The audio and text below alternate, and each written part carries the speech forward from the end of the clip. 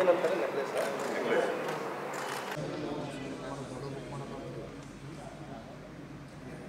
ಈ ದಿನ ತಮಗೆ ಕರೆದಿರೋ ವಿಚಾರ ಏನಂತಂದರೆ, ಯೂನಿವರ್ಸಿಟಿ ಪೊಲೀಸ್ ಸ್ಟೇಷನ್ ಇನ್ಸ್ಪೆಕ್ಟರ್ ಮತ್ತು ಅವರ ತಂಡದಿಂದ ಒಂದು ಉತ್ತಮ ಕ್ರೈಮ್ ಡಿಟೆಕ್ಷನ್ ಕಾರ್ಯ ಆಗಿದೆ. ಅದರಲ್ಲಿ ವಿಶೇಷವಾಗಿ ಏನು ರಾತ್ರಿ ಕನ್ನ ಕಳುವಾಗ್ತಾಯಿದ್ವು, ಏನು ನೈಟ್ HBT ಅಂತೀವಿ, ಅಂಥದ್ರಲ್ಲಿ ಒಂದು ಯಾವುದೋ ಒಂದು ರಿಮೋಟ್ ಲೀಡ್ ಸಿಕ್ಕಿತ್ತು. ಒಂದು ವೆರಿ ರಿಮೋಟ್ ಲೀಡ್ ಅಂತಂದರೆ ತುಂಬ ಪತ್ತೆ ಮಾಡಲಿಕ್ಕೆ ಅಷ್ಟೊಂದು ಪೂರಕವಾದ ಸಾಕ್ಷಿ ಇಲ್ಲ. ಅಂಥ ಒಂದು ಲೀಡ್ ಇದ್ದರೂ ಕೂಡ ಇನ್ಸ್ಪೆಕ್ಟರ್ ಮತ್ತು ಅವ್ರ ತಂಡ ಆರೋಪಿಯನ್ನು ಬಂಧಿಸುವಲ್ಲಿ ಯಶಸ್ವಿಯಾಗಿದ್ದಾರೆ. ಇದರಲ್ಲಿ ಒಬ್ಬ ಆರೋಪಿಯನ್ನು ಮನೆಗಳ್ಳತನ ಮಾಡುವಂತಹ ಆರೋಪಿಯನ್ನು ಬಂಧಿಸಿ 3 ರಾತ್ರಿ ಮನೆಗಳ್ಳತನ ಪ್ರಕರಣಗಳನ್ನು ಭೇದಿಸಿದ್ದಾರೆ. ಅದರಲ್ಲಿ ವಿಶೇಷವಾಗಿ ಏನು ಆರೋಪಿ ಕಳ್ಳತನ ಮಾಡಿದ್ದ around 100 gram gold, 200 gram silver ಮತ್ತು ಕೃತ್ಯಕ್ಕೆ ಏನು ಬಳಸ್ತಾ ಇದ್ದ ಅವನು ವೆಹಿಕಲ್, ಬಜಾಜ್ ಪ್ಲಾಟಿನಮ್ ಬೈಕನ್ನು ಬಳಸ್ತಾ ಇದ್ದ, ಆ ವೆಹಿಕಲನ್ನು ಕೂಡ ಅವರು ಜಪ್ತಿ ಮಾಡುವಲ್ಲಿ ಯಶಸ್ವಿಯಾಗಿದ್ದಾರೆ.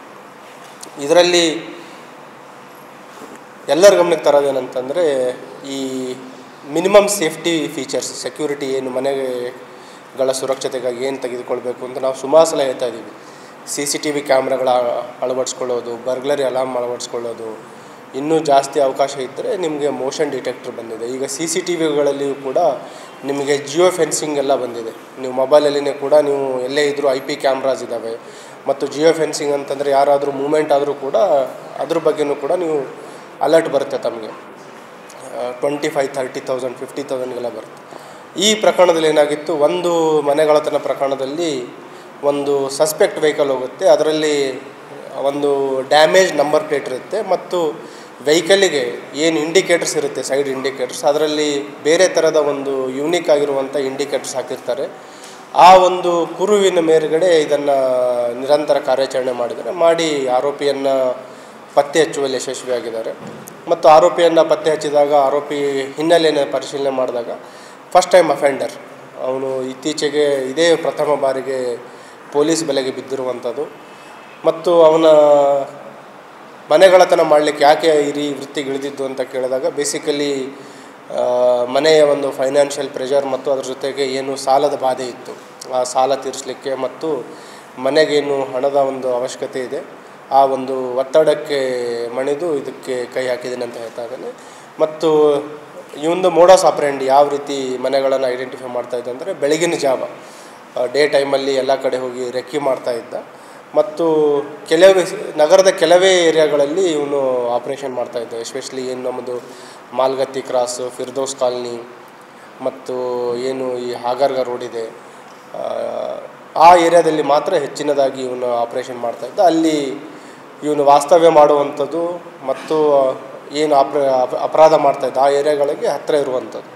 ಸೊ ಡೇ ಟೈಮಲ್ಲಿ ರೆಕ್ಕಿ ಮಾಡ್ತಾಯಿದ್ದ ಮತ್ತು ಬೆಳಗಿನ ಜಾವ, ರಾತ್ರಿ ಅರ್ಲಿ ಮಾರ್ನಿಂಗ್ ಏನಂತೀವಿ, ಬೆಳಗಿನ ಜಾವ ಅರೌಂಡ್ 3 to 4:30 ಆ ಟೈಮಲ್ಲಿ ಅಪರಾಧವನ್ನು ಮಾಡ್ತಾಯಿದ್ದ. ಮತ್ತು ಬೆಳಗ್ಗೆ 4:35ಗೆ ಮತ್ತೆ ಅವನದೇನು ದಿನನಿತ್ಯ ಚಟುವಟಿಕೆ ಇತ್ತು ಅದಕ್ಕೆ ಹೋಗ್ತಾಯಿದ್ದ. So I appreciate inspector Sushil Kumar ಮತ್ತು ಅವರೆಲ್ಲ ಕ್ರೈಮ್ ಟೀಮಿಗೆ, ಮತ್ತು ಇದರದ್ದು DCP ಕ್ರೈಮ್ ಅವ್ರನ್ನೂ ಮಾನಿಟರ್ ಮಾಡಿದರೆ I appreciate his supervision also. ಮಸೀದಿಯಲ್ಲಿ ಕೆಲಸ ಮಾಡ್ತಾಯಿದ್ರು ಅಂತ ಹೇಳ್ತಾರೆ. ಅವರು ಬೇರೆ ಕಡೆ ಕೆಲಸ ಮಾಡ್ತಾಯಿದ್ರು. ಅರೌಂಡ್ ಮಂತ್ಲಿ 12,000 rupees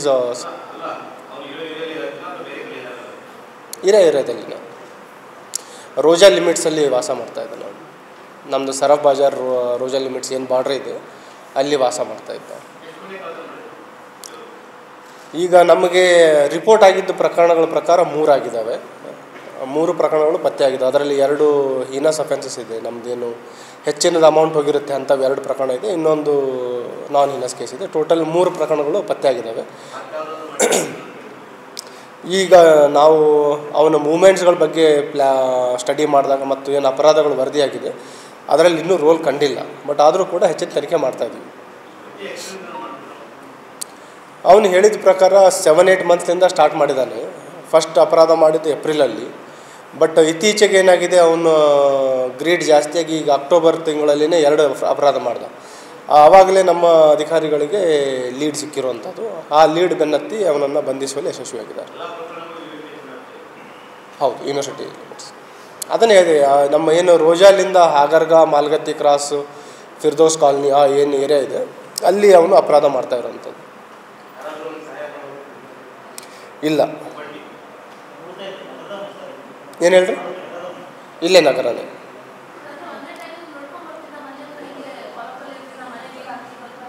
ಡೇ ಟೈಮಲ್ಲಿ ಅದು ಬಜಾಜ್ ಪ್ಲಾಟಿನಮ್ ಬೈಕ್ ಇದೆ, ಬೈಕ್ ಮೇಲೆ ಯಾವ ಮನೆ ಲಾಕ್ ಆಗಿದೆ ಅಂತ ರೆಕ್ಕಿ ಮಾಡ್ತಾ ಇದ್ದ. ರಾತ್ರಿ ಹೋದಾಗ ಆ ಮನೆ ಲಾಕ್ ಇದೆಯಾ ಅಥವಾ ಓಪನ್ ಇದೆ ಅಂತ ಚೆಕ್ ಮಾಡಿ, ಕೆಲವು ಸಲ ಲಾಕ್ ಇದ್ದರೆ ಅಂಥ ಮನೆಗಳನ್ನು ಬ್ರೇಕ್ ಮಾಡಿ ಕಳ್ತನ ಮಾಡ್ತಾಯಿದ್ದ.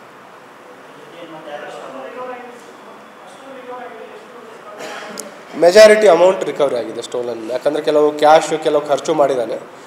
ಈಗ ಅವನ ಹತ್ರ ಒಟ್ಟು 100 ಗ್ರಾಮ್ ಗೋಲ್ಡು, 200 ಗ್ರಾಮ್ ಸಿಲ್ವರ್ ಮತ್ತು ಏನು ವೆಹಿಕಲ್ ಯೂಸ್ ಮಾಡಿದ್ದ ಅದನ್ನು ಕೂಡ ವಶಪಡಿಸಿದ್ದಾರೆ.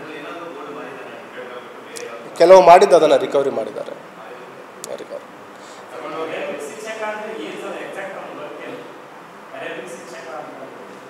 ಅಲ್ಲಿ ಕೆಲಸ ಮಾಡ್ತಾಯಿದ್ದ, ಮೌಲಾನ ಆಗಿ, ಟೀಚರ್ ಆಗಿ. ಅಲ್ಲಿ ಸಿಗುವ ಸ್ಯಾಲ್ರಿ ಕಡಿಮೆ ಇತ್ತು, ಬರೀ 12,000 ಸಿಗ್ತಾಯಿತ್ತು ಅಂತ, ಸಾಕಾಗ್ತಾ ಇರಲಿಲ್ಲ. ಸೊ ಏನು ಫ್ಯಾಮ್ಲಿ ಫೈನಾನ್ಷಿಯಲ್ ಎಕ್ಸ್ಪೆಂಡಿಚರ್ ಇದೆ ಮತ್ತು ಸಾಲನೂ ಇತ್ತು, ಹಾಗಾಗಿ ಅವನು ಅಪರಾಧಕ್ಕೆ ಇಳಿದಿದ್ದು. ಈಗ ಇಲ್ಲಿವರೆಗೆ ತನಿಖೆ ಪ್ರಕಾರ ಯಾರೂ ಇಲ್ಲ, ಒಬ್ಬ ಸಿಂಗಲ್ ಅಫೆಂಡರ್.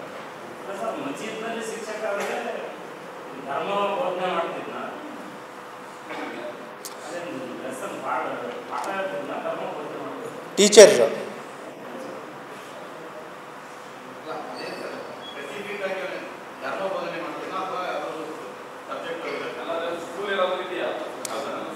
ಸ್ಕೂಲು ಅಥವಾ ಇದು ಇಲ್ಲ, ಬೇಸಿಕಲಿ ಅರೇಬಿಕ್ ಟೀಚರ್ ಅಂತ ಒಂದು ಮಸೀದಿಯಲ್ಲಿ ಕೆಲಸ ಮಾಡ್ತಾರೆ.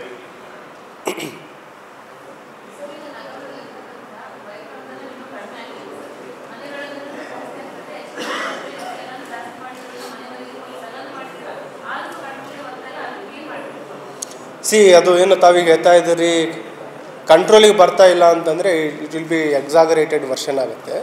ಈಗ ತಾವೆಲ್ಲ ನೋಡಿದರೆ ಏನು ಈ ಆ್ಯಕ್ಟಿವಿಟಿ ಯಾವ ರೀತಿ ಇರುತ್ತೆ, ಕೆಲವು ನಮ್ಮದು ಪೊಲೀಸ್ ಫೋಕಸ್ ಏನಿರುತ್ತೆ ಅದರ ಮೇರೆಗಡೆ ಆಗ್ತಾ ಇರುತ್ತೆ. ಈಗ ನೀವು ಹೇಳಿದಾಗೆ HBT ಅಫೆನ್ಸಸ್ ಅಂದರೆ ಮನೆಗಳತನ ಪ್ರಕರಣಗಳು ಆಗಸ್ಟ್ ಸೆಪ್ಟೆಂಬರಲ್ಲಿ ಸ್ವಲ್ಪ ಜಾಸ್ತಿ ಆಗಿತ್ತು.